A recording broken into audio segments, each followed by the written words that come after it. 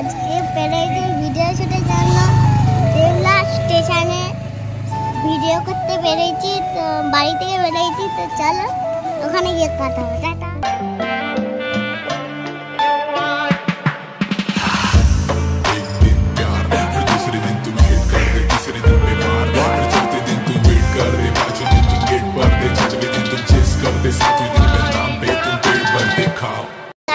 Finally চলে এসেছি দেউলা station.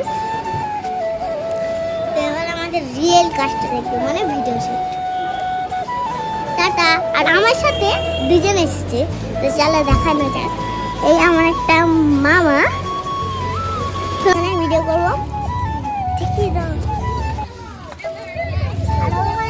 এই যে দাদুটা বসে আছে, ও মানে আমার দেউলা প্রতিটা ভিডিওতে থাকে।